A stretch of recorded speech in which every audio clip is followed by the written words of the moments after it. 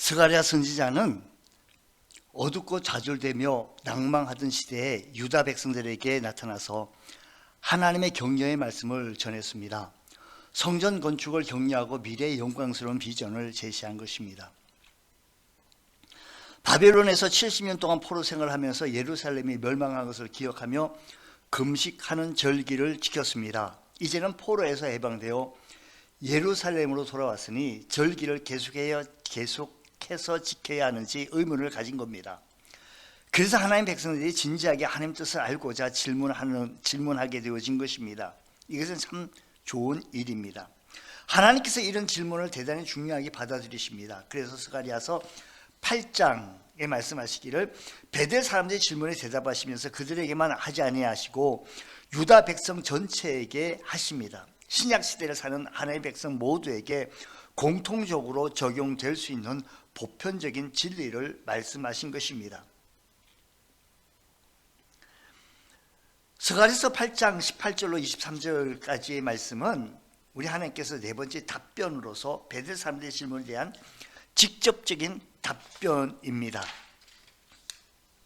금식하는 절기를 1년에 4번이나 지킬 필요가 있느냐라는 질문에 하나님의 대답은 과거 이스라엘의 비극적인 멸망을 기억하던 절기는 이제 지킬 필요가 없다는 것입니다.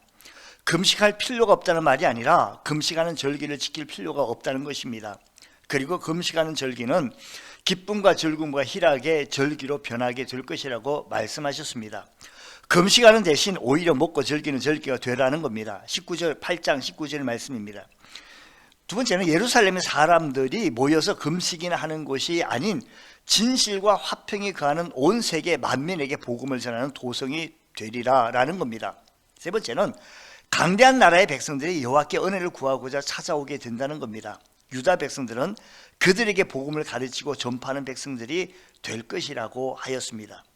한 사람이 여호와께 은혜를 받으려고 하면 다른 사람들도 은혜를 받으러 따라와서 하나님께서 너희와 함께 계심을 들었으니 우리도 너희와 함께 가겠다고 말한다는 것입니다. 이것은 참된 부흥의 모습입니다.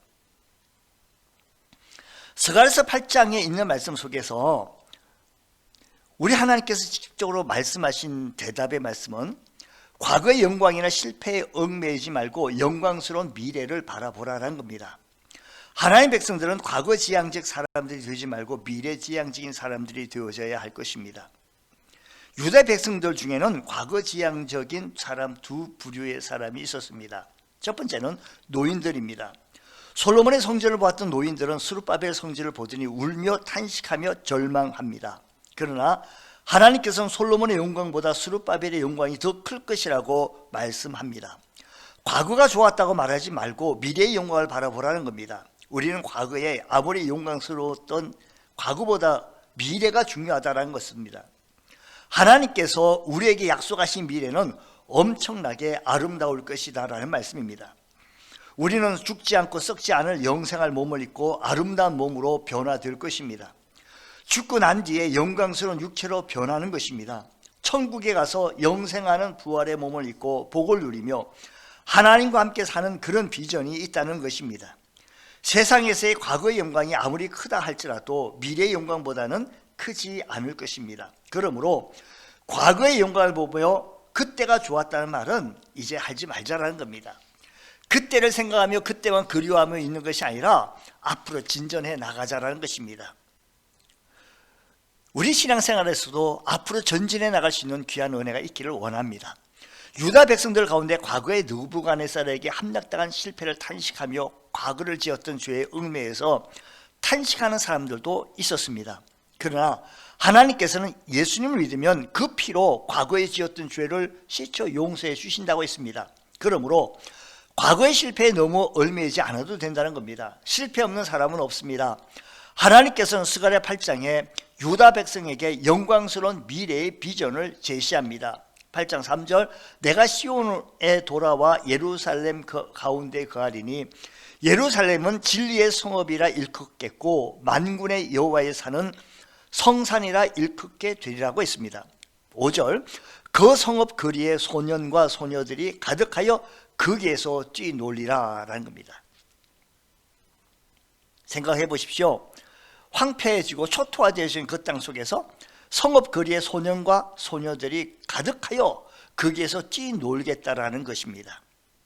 12절 13절에도 그랬며 15절 이제 내가 다시 예루살렘과 유다 족속에게 은혜를 베푸기로 뜻하였나니 너희는 두려워하지 말지니라고 했습니다.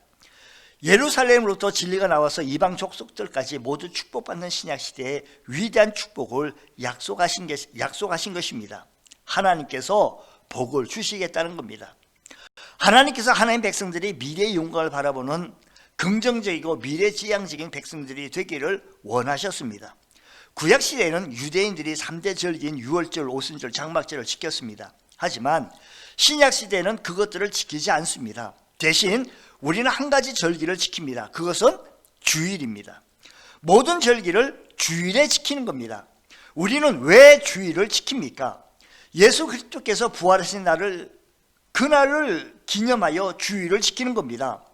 토요일을 안식일로 지키는 사람들은 예수님의 부활을 믿지 않는 겁니다. 주일을 지킨다는 의미는 예수 그리스도께서 부활의 첫 열매이시므로 우리 모든 성도들이 미래의 영광스러운 생명의 부활을 얻게 되실 것입니다. 그러므로 예배는 미래지향적이어야 합니다. 하나님의 교회도 항상 긍정적이고 미래지향적이어야 합니다. 교회 내에는 즐거움이 있고 소망이 있는 것입니다. 하나님께서는 자신의 백성들이 그렇게 되기를 원하십니다. 그러므로 과거의 열매여서 탄식하지 말고 미래의 영광을 바라보며 기도하고 기뻐하는 사람이 되어져야 할 것입니다. 이 조건을 만족시켰을 때 하나님께서 우리에게 진정한 부흥, 성령을 부어주실 것입니다. 하나님 아버지, 이 시대 속에서 하나님께서 주시는 하늘의 기쁨이 충만한 하루가 되게 하여 주옵소서. 사랑하는 믿음의 권속들 위해 하나님의 성령의 지혜가 충만케 채워지게 하여 주옵소서. 예수님 이름으로 기도드리옵나이다. 아멘.